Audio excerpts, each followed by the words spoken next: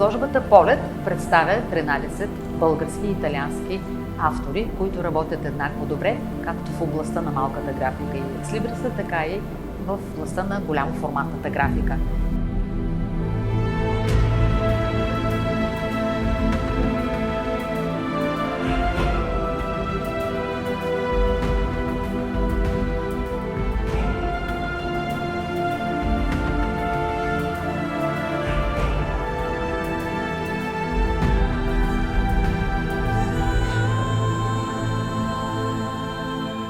Изложбата се представя в рамките на два престижни международни конкурса.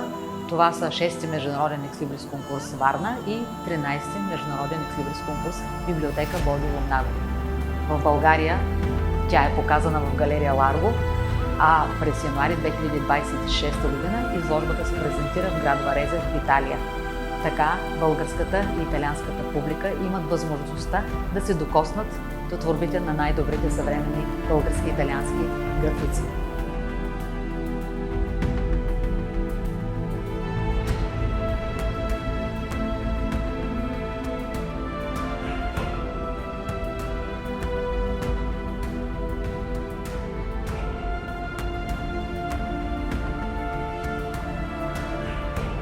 Българският график Румен Нечев, настоящата експозиция Полет, той представя 3 творби, които са изцяло в неговата смесена авторова техника с сухопреге, с топъл печат, с сребърно фолио.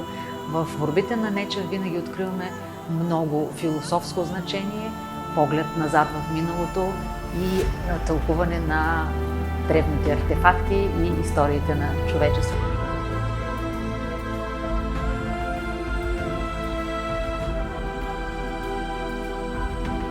Христо Найденов, български художник, който работи основно в областта на графиката. Последните години той представя своите творби, главно изпълнени с техниката Мецотинто. В изложбата Полет са показани 4 негови работи, пълни с тази техника, в които можем да открием неговото невероятно брилянтно майсторство.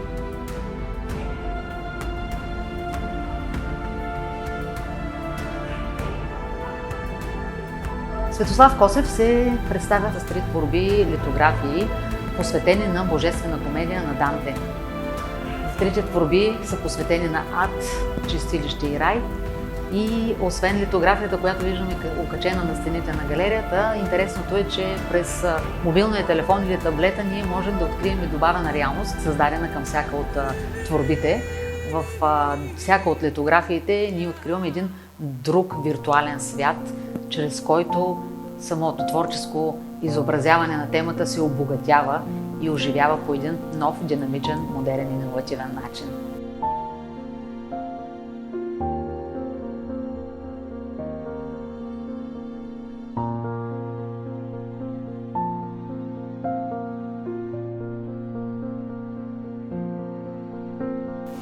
Анна Тихонова Йорданова от Беларус е участник в настоящата изложба Полет от българска страна, тъй като повече от 10 години тя е избрала България за своя втора родина. Анна Тихонова Йорданова е изключително изящен, изключително нежен и поетичен художник.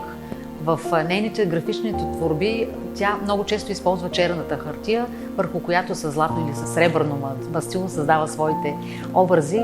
Това допринася за една изключителна нежност, музикалност, ефирност на нейните образи. Много често в творбите и темите са свързани с морето и с любовта.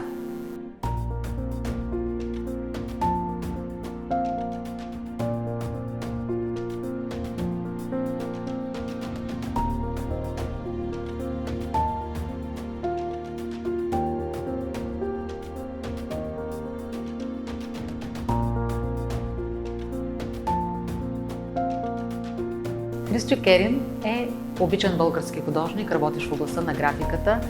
Той е неразривно свързан с Международния екслибрис конкурс Варна, където е бил и участник в изложбите ни, както и член на международното жури.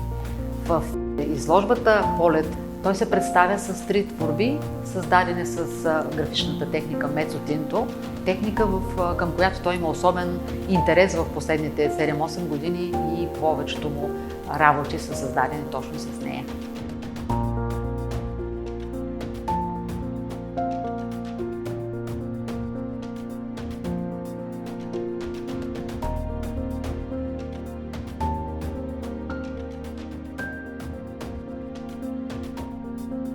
Варненският автор Димо Миланов участва в изложбата в галерия Ларго с 3 творби, които са офорти, създадени в началото на новия век. Димо е известен точно с изключително майсторските си офорти, много обичан автор. В неговите творби винаги откриваме някаква връзка и с митологията, и с едни забравени или с едни непознати светове, връзка с водните стихии и с обитателите на морския свят, които той по много интересен начин преплита и свързва с човешките същества.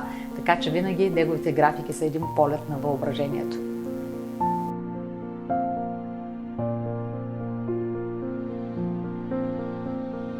Юлиан Йорданов, едно изключително име в българската графика, е артистичен директор на Международен екслибрис конкурс Варна още от неговото основаване през 2014 година, многократно представен в изложби в галерия Ларго.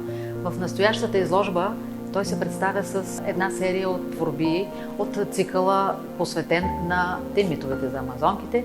Този цикъл от офорти е специално поръчан от гръцки колекционер и поет, за да илюстрира неговите поеми.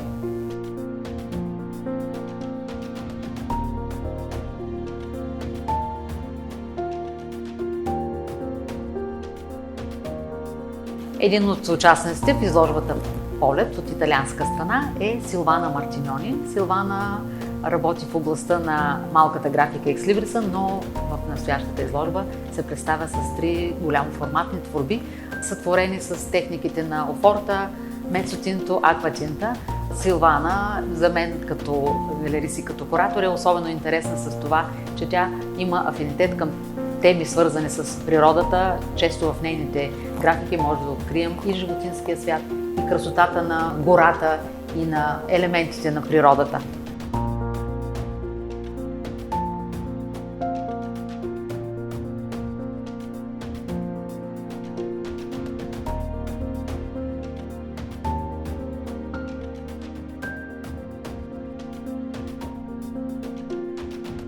Мария Мадалена Точели е един от италианските участници в проекта Полет. В настоящата изложба тя се представя с 3 офорта. При нея е много интересно това, че тя използва понякога и ръчно колориране в творбите си или няколко удари на плочата и създава една интересна цветност в творбите. Освен това, Точели е позната не само на италианската, но и на международната публика с прецизност на своя рисунък, много интересно вплитане на различни сюжети и на различни композиции, понякога с референции или с злободневните теми на деня, или с теми, които интересуват самата художничка.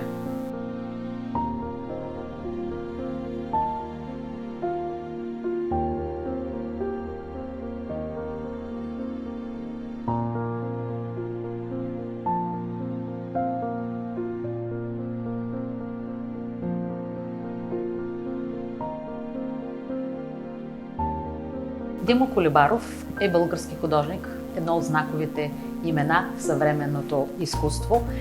Той работи главно в областта на графиката и в изложбата Полет се представя с 3 литографии от по-предишен свой творчески период. В тези литографии ще открием освен изключителното му майсторство при работата с цвета, защото имаме една богата сложна цветност. Зрителите ще се насладят и на интересните теми, които най-често са свързани с полета на човешката душа, с свободата на личността и с островът на мечтателите, както е озаглавена една от творбите му.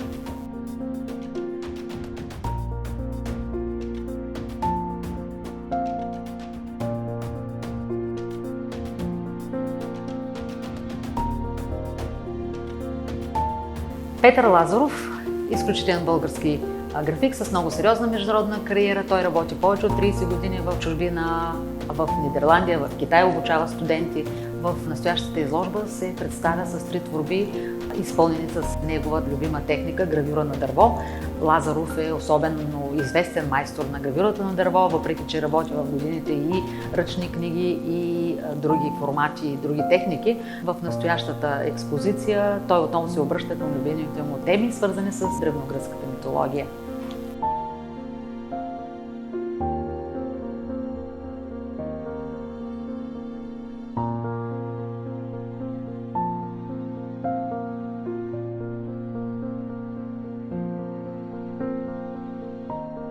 Италианският автор Иво Мозеле е участник не за първи път в изложбите на галерия Ларго. Той многократно се е представил в международния екслибрис конкурс Варна.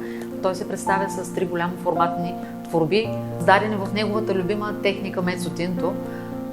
Това е особено важно за нас, защото мецотинтото е една техника, която предполага много посветеност, много работа, но във сметка на това финалният резултат е изключително вдъхновяващ и удовлетворяващ.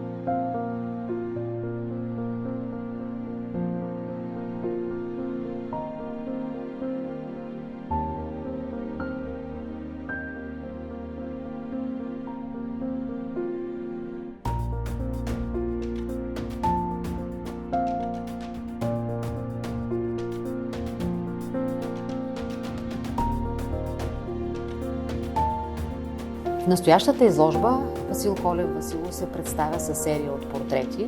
Един от тях е авторска интерпретация на прочутия портрет на Данте от Густав Дюре, подбрана специално като реверанс към италианските художници, участващи в проекта. Другите 2 голямоформатни портрета, с които Васил Колев се представя в настоящата изложба, са от серията Крадец на гласове. Те са портрети на приятели на художника, но зад женските нежни образи стоят реални личности, чието имена дори са изписани в плочите и са отпечатани на графичния лист. Но въпреки тази текстова и фактологична конкретика, образите не изглеждат реални. Те изглеждат магично. Те са таинствени и загадъчни, тънат в мистерия и като че ли плуват в едно безвремие.